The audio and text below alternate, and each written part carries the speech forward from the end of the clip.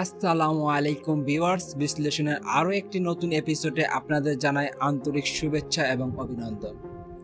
আজকে আমরা আলোচনা করব মার্কিন প্রেসিডেন্ট জো বাইডেন এবং ডক্টর ইউনূসের দ্বিপাক্ষিক আলোচনার তাৎপর্য নিয়ে।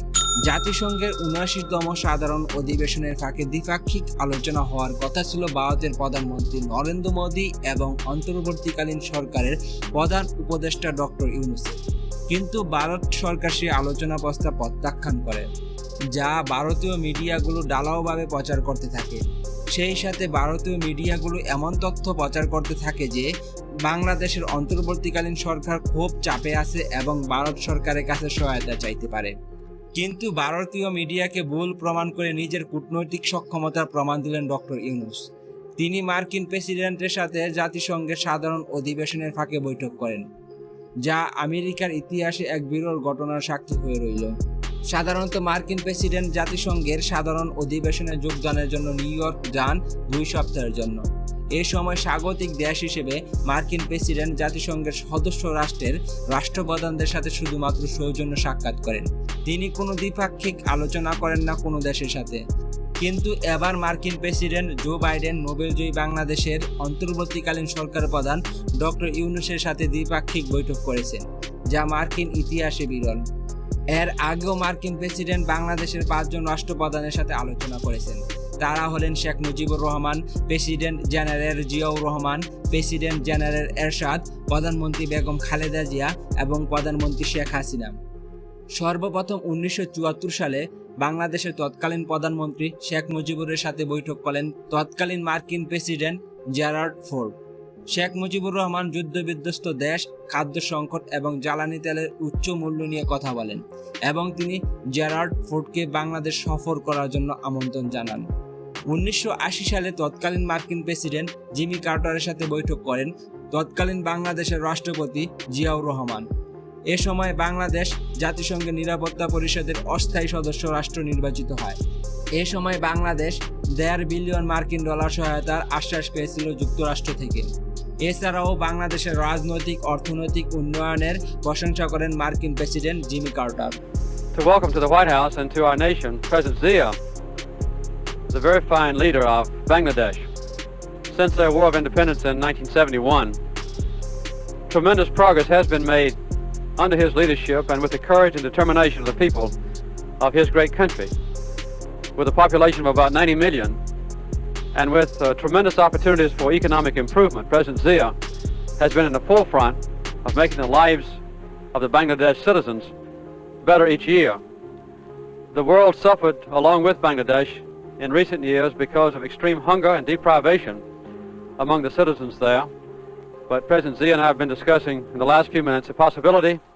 He said, স্বৈরশাসক প্রেসিডেন্ট এরশাদের সাথে বৈঠক হয় 2 জন মার্কিন প্রেসিডেন্টের।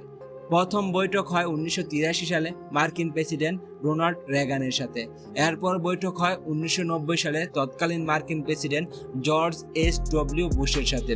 1992 সালে বাংলাদেশের তৎকালীন প্রধানমন্ত্রী বেগম খালেদা জিয়ার সাথে বৈঠক করেন তৎকালীন মার্কিন president George H.W. Bush. Rohingya সংকট, অর্থনৈতিক অগ্রগতি, গণতন্ত্র এবং ইরাক যুদ্ধ নিয়ে কথা হয় সেই বৈঠকে। সে সময় কয়েক লাখ রোহিঙ্গা জাতিগত নিধনের শিকার হয়ে বাংলাদেশে পালিয়ে আসে, যা নিয়ে 2 দেশের রাষ্ট্রপ্রধান কঠোর প্রতিবাদ এবং সমালোচনা করেন। প্রথম কোনো প্রেসিডেন্ট হিসেবে 2002 সালে বাংলাদেশ সফরে আসেন তৎকালীন মার্কিন প্রেসিডেন্ট বিল ক্লিনটন। সে সময় বিল ক্লিনটন বৈঠক করেন তৎকালীন বাংলাদেশের প্রধানমন্ত্রী শেখ হাসিনার সাথে।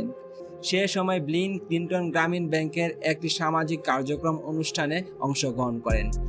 সেই অনুষ্ঠানে উপস্থিত ছিলেন গ্রামীণ ব্যাংকের প্রতিষ্ঠাতা ডক্টর ইউনূস এবং শেখ হাসিনা।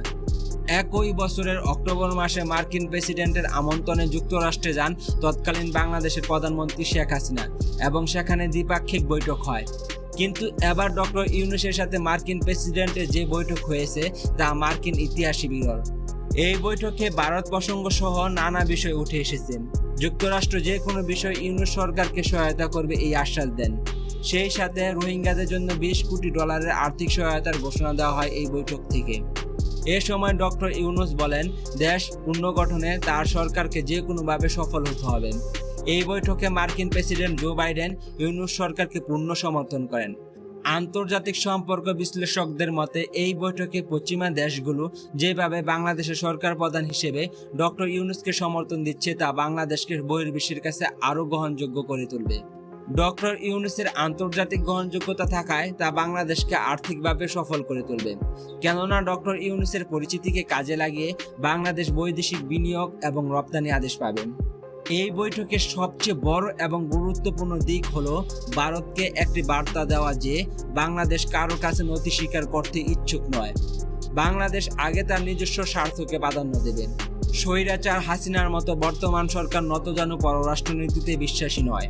সেই সাথে এই বৈঠক বাংলাদেশকে আঞ্চলিক শক্তি হিসেবে পরিচিতি করে দেবে। বাংলাদেশ ভারত এবং প্রতিবেশী যে কোনো দেশের আগ্রাসন মোকাবেলা করতে প্রস্তুত। সীমান্তে বাংলাদেশ আগের মতো কোনো হত্যাকাণ্ড মেনে নেবে না।